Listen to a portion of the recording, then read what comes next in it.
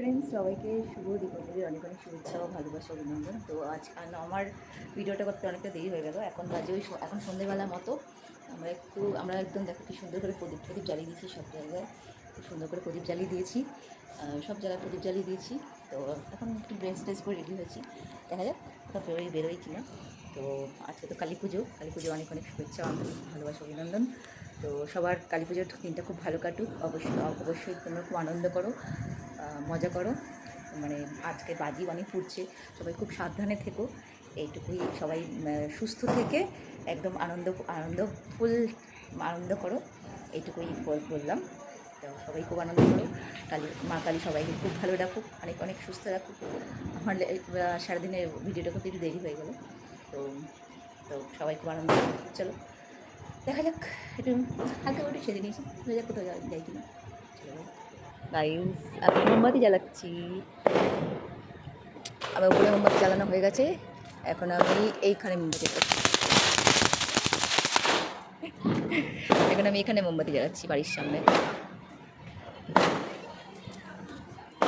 এখন এখানে মোমবাতিটা জ্বালিয়ে নিই।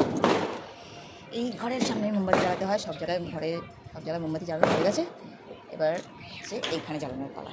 বাড়ির সব জায়গায় একটু আলোকিত না করলে হবে।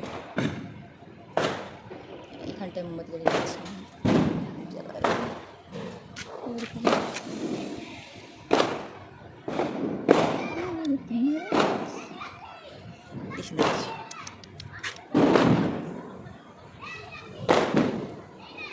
তো সারা বাড়িতে মোটামুটি খুব সুন্দর করে মোমবাতি জ্বালিয়ে দিয়েছি, আমার তো ভীষণ ভালো লাগছিল। তো যাই হোক, এবার তো শ্বশুর ছিল, তাও যেটুকু পেরেছি সেটুকু মোমবাতি দিয়ে খুব সুন্দর করে ঘরটা খুব সুন্দর বাড়িটা জ্বালিয়ে দিয়েছিলাম।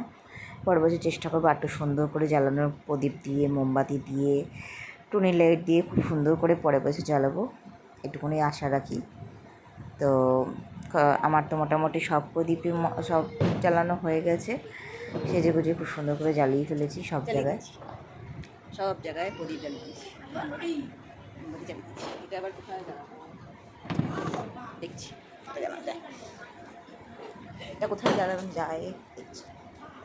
এটা যেটুকু সিঁড়িতে জ্বালানো হয়ে যাবে, যেটুকু পেরেছিলাম সেটুকু মোটামুটি জ্বালিয়ে দিয়েছিলাম।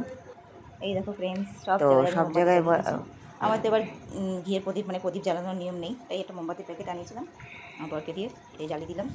সব জায়গায় জ্বালানো হয়ে গেছে। কি সুন্দর লাগছে কিনা বলো। আমার তো আপাতত এইটুকুই প্ল্যান, এবার দেখা যাক।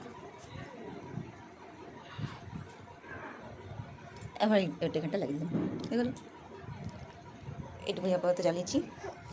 বাইরে থেকে দেখো কি সুন্দর দেখতে লাগছিল, আমার তো ভীষণ ভালো লাগছিল। অনেক দিন পর, গত বছর তো আমি আমাদের ওষুধ যদিও ছিল না, গত বছর চেষ্টা করেছিলাম একটু সুন্দর করে সাজানোর, তো যাই হোক পারিনি। তো এবছর আমি সাকসেস মোটামুটি হয়েছি, চালিয়েছি খুব সুন্দর। এই দেখো ফ্রেন্ডস, কি সুন্দর লাগছে দেখতে আমাদের ঘরে ঢোকার রাস্তাটা। আমি সুন্দর করে মোমবাতি জ্বালিয়ে দিয়েছি, একদম ছাদেও জ্বালিয়েছিলাম, সেটা কী সুন্দর লাগছে দেখো।